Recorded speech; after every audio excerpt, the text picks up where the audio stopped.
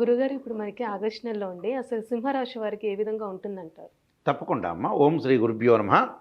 సింహరాశి వాళ్ళకి గ్రహస్థితులన్నీ కూడా మనం చూసినట్లయితే ముఖ్యంగా వాళ్ళకి కొన్ని కొన్ని స్థానాల్లో కొన్ని గ్రహస్థితుల వల్ల కొన్ని మిశ్రమైన ఫలితాలు వచ్చే అవకాశాలు ఎక్కువ ఉంటాయి.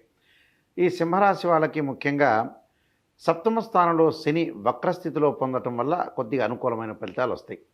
అంటే లాభమైన ఫలితాలు ఒకటి, ఆరోగ్యపరంగా కొద్దిగా అనుకూలమైన వాతావరణం జరిగే అవకాశాలు ఉంటాయి. అంటే ఏదైతే ఈ సప్తమ స్థానంలో వక్రస్థితిలో పొందటం వల్ల ఒక రకమైన లాభం, దాంతోపాటు వీళ్ళకి అష్టమ స్థానంలో ఏదైతే రాహు యొక్క ఫలితం, అష్టమ స్థానం రాహు యొక్క ఫలితం, అలానే దశమ స్థానంలో గురుకుజుల యొక్క ఫలితం,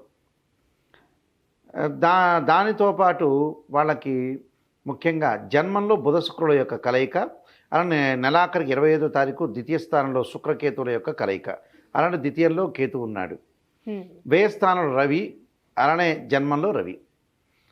ఇన్ని ఫలితాల వల్ల వాళ్ళకి ఏ విధంగా ఉండబోతుందో ఒక్కసారి చూద్దాం.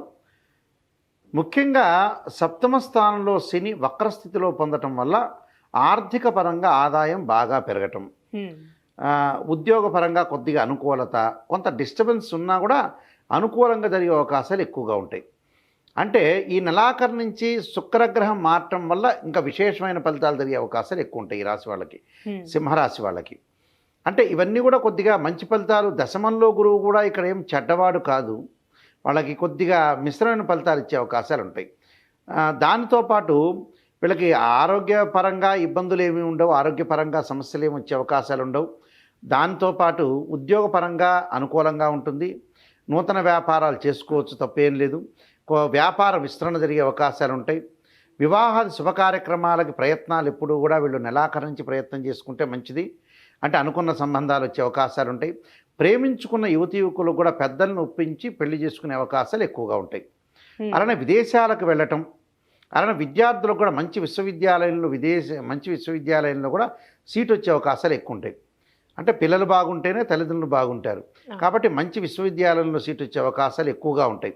అలానే ఇక్కడ ప్రతి విషయంలో కూడా కొన్ని మిశ్రమైన ఫలితాలు వచ్చే అవకాశాలు ఉంటాయి. కాబట్టి అన్నిట్లా జయం జరిగే అవకాశాలు ఉంటాయి. అంటే శని యొక్క ప్రభావం వల్ల అనుకూలమైన ఫలితాలు ఎక్కువ ఉంటాయి. అంటే శని శుక్రగ్రహం వల్ల అనుకూలమైన ఫలితాలు ఎక్కువగా ఉంటాయి. వీళ్ళకి అన్ని వ్యాపారాల యందు కొంత లాభాలు రావటం, అలానే ఇంటి యందు కొన్ని శుభ కార్యక్రమాలు చేసే అవకాశాలు, అక్క చెల్లెలతో అన్నచెమ్ములతోటి కూడా ఏదైతే బ్రదర్స్ అండ్ సిస్టర్స్ ఉన్నారో అంటే అక్కా చెల్లెళ్ళు కానీ అన్నదమ్ములతోటి కానీ విందు భోజనాలు చేయటం, శుభ కార్యక్రమాల్లో పార్టిసిపేట్ చేసే అవకాశాలు ఎక్కువగా ఉండటం, అలానే ఇక్కడ వాహనాలు ఆభరణాలు కొనుగోలు చేయటం, నూతన ర్యాంకులు వచ్చే అవకాశాలు ఉంటాయి విద్యార్థులకి. అంటే మంచి ర్యాంకు, మంచి పోటీ పరీక్షల్లో ఉత్తీర్ణత సాధించడం, చదువు పట్ల ఆసక్తి కలిగే అవకాశాలు ఎక్కువ ఉంటాయి.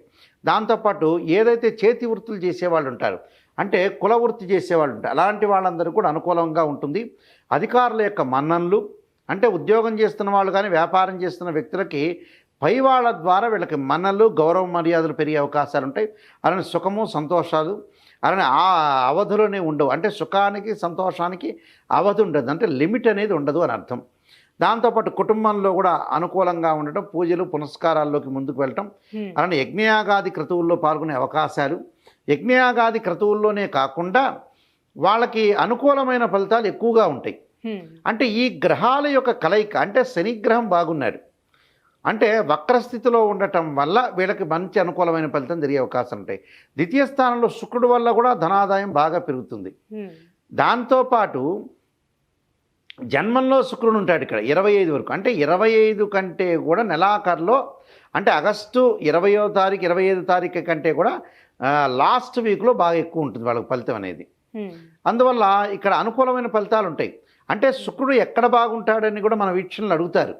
సింహరాశిలో జన్మంలో శుక్రుడు ఉంటే మంచివాడు, వివాహ ప్రయత్నాలు సఫలీకృతం అవుతాయి. అంటే శుక్రగ్రహం 1, 2, 4, 5, 8, 9, 11 స్థానాల్లో సుఫలితాన్ని ఇస్తాడు.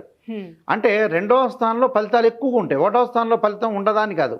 వివాహ శుభ కార్యక్రమాల్లో పాల్గొంటా, ధనాదాయం బాగా పెరుగుతుంది, ఉద్యోగపరంగా ప్రమోషన్లు ఉంటాయి, అనుకూలమైన ప్రయత్నాలు దానివల్ల కలుగుతాయి. నూతన వ్యాపారాలు కూడా ప్రారంభం చేయొచ్చు, కానీ అతి ఎక్కువగా పెట్టుబడి పెట్టకూడదు.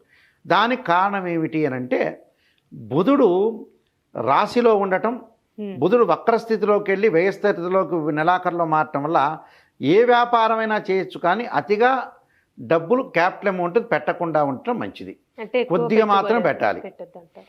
అలానే రవిగ్రహం వల్ల ఉద్యోగపరంగా ఇబ్బందులు ఏమి ఉండవు, ఉద్యోగపరంగా అనుకూలంగా ఉంటుంది. కొద్దిగా భయాందోళనలు, అలానే కుజగ్రహం ప్రభావం వల్ల దుష్టులతో స్నేహం చేయటం మంచిది కాదు. అలానే లాభాలు మందగింపు, అంటే మనం ఏదైతే వ్యాపారం చేస్తున్నామో కొద్దిగా మందగింపు ఉంటుంది, కొద్దిగా తక్కువగా డబ్బులు వచ్చే అవకాశాలు ఉంటాయి. అంటే మరీ తక్కువ కాదు ఎక్కువ కాదు, మిడిల్గా ఉండే అవకాశాలు ఎక్కువ ఉంటాయి. అంటే ఇప్పుడు విద్యార్థులకి విదేశీయానం అంటూ ఉందంటారు. విద్యార్థులకి విదేశీయానం అనేది ప్రణాళికలు ఒక ఎస్టిమేషన్ వేసుకుంటారు కానీ నెలాఖరులో వాళ్ళకి ప్రణాళికబద్ధంగా వెళ్ళే అవకాశాలు ఎక్కువ ఉంటాయి. దాంతోపాటు వేళ తప్పిన భోజనం చేసే అవకాశాలు ఉంటాయి. అంటే సమయానికి భోజనం చేయడం అనేది చాలా ఇంపార్టెంట్. అలా సంచార యోగము, వేరే వ్యాపకాలను తగ్గించుకోవాలి. ఎవరైనా సరే, ఆ స్త్రీలైనా మగవాళ్ళైనా విద్యార్థులైనా వేరు వ్యాపకాలు ఏదైతే ఉంటుందో ఆ వ్యాపకాలను తగ్గించుకొని మనం ఏదైతే వృత్తి ఉద్యోగ రంగాల్లో ఉన్నామో దాని మీద బాగా కాన్సన్ట్రేషన్ చేసి ముందుకు వెళ్ళాలి. అప్పుడు మనకు పరిపూర్ణమైన రిజల్ట్స్ వచ్చే అవకాశాలు ఉంటాయి. కాబట్టి వీళ్ళకి తప్పకుండా శుక్రగ్రహం బాగుంది, శని వక్రస్థితిలో అనుకూలంగా ఉంటాడు, గురువు మిశ్రమైన ఫలితాన్ని ఇస్తాడు. అలానే ఈ గ్రహాలు అనేవి కొద్దిగా అనుకూలంగా ఉన్నాయి. అందువల్ల మీరేం ఆందోళన చెందాల్సిన పని లేదు. కొన్ని పరిహారాలు చేసుకుని ముందుకు వెళ్ళాలి. అలానే మోసపోకూడదు. వీళ్ళు అంటే మోసం చేసేవాళ్ళు చాలామంది ఉంటారు ప్రపంచంలో. మనం మంచివాడు అయినంత మాత్రాన ఎదుటివాడు మంచివాడు కావాలని రూల్ లేదు ప్రపంచంలో. అంటే ఉదాహరణకి ఒక తండ్రి తల్లి ఉంటారు, ఒక కొడుకు కూతురు ఉంటారు. ఆ నలుగురు కూడా చాలా జాయింట్ ఫ్యామిలీలో బాగుంటారు. వచ్చిన అల్లుడి వల్లనో లేకపోతే కోడల వల్లనో ప్రమాదాలు జరిగే అవకాశాలు ఉంటాయి. ఒకవేళ వాళ్ళు మంచిగా ఉన్నారనుకోండి, ఓకే, బాగుంటుంది ఫ్యామిలీ. అంటే కొత్త వ్యక్తుల యొక్క పరిచయాలు, డబ్బులు ట్రాన్సాక్షన్ చేయటంలో కానీ వ్యాపారంలో పెట్టుబడి పెట్టేటప్పుడు భాగస్వామ్యాన్ని నమ్మకూడదు. వీళ్ళు చాలా జాగ్రత్తగా శ్రద్ధ పెట్టి వాళ్ళు మంచివాడో చెడ్డవాడో చూసుకుని మోసపోకుండా ఉండటం మంచిది. కొన్ని పరిహారాలు చేసుకుంటాం చాలా మంచిది. అంటే ఎలాంటి పరిహారం చేయాలండి సింహరాశి వారికి? తప్పకుండా వాళ్ళు సింహరాశి వాళ్ళు చేయాల్సిన పని ఏంటంటే రాహు యొక్క ఆరాధన చేయాలి. అంటే రాహు యొక్క ఆరాధన చేయటం అంటే అర్ధకాయ మహావీరం చంద్రాదిత్యమర్ధనం సింహకా గర్భ సంభూతం తం రాహుం ప్రణమామ్యం అనే మంత్రాన్ని చక్కగా ఆదివారం రోజున, అలానే సుబ్రహ్మణ్య స్వామి యొక్క ఆరాధనతో పాటు 2 జంట సర్పాలని శనివారం కానీ ఆదివారం కానీ దానం చేయటం, అలానే నాగరాజాయుధి పృథ్వీధరాయ ధీమే తన్నో సర్ప ప్రచోదయాత్ అనే మంత్రాన్ని గుళ్ళో కూర్చొని చదువుకోవాలి. అంటే ఉదయం ప్రాతకాలం కానీ ప్రదోషకాలం కానీ ఏ వారాలు చేయొచ్చు, మంగళవారం కానీ శనివారం కానీ ఆదివారం కానీ. దాంతోపాటు గురువారం రోజున ఇంట్లో దత్తాత్రేయ స్వామి యొక్క స్తోత్ర పారణం, దత్త కవచాన్ని చదవటం, గురుచరిత్ర పారణము, రాఘవేంద్ర స్వామి యొక్క ఆరాధన, షిరిడి సాయినాథుడి యొక్క ఆరాధన, జగద్గురు అయిన ఆదిశంకరాచార్య యొక్క ఆరాధన. ఇంకా వీలైతే వాళ్ళు చేస్తాం గురువు గారంటే గురువారం రోజున వీలైతే ఈ 4 గురువారాల్లో ఎప్పుడైనా సరే ఆగస్టులో చేసుకోవచ్చు. ఇంకో గురువారం రోజున జగద్గురు ఆదిశంకరాచార్య విరచితన శ్రీ కనకధార స్తోత్ర పారణం చేసుకోవటం చాలా మంచిది. ఇవి తప్పకుండా ఈ రెమెడీస్ చేసుకోవటం వల్ల దాన్ని బట్టి గురువుగారు ఎక్కువ చెప్తున్నారు అనుకోకుండా మన ప్రేక్షకులందరూ కూడా ఏ వారంలో చేయాలో ఆ వారంలో చేసుకొని మంచిగా వెళ్ళండి. మంచి జరిగే అవకాశం ఖచ్చితంగా ఉంది.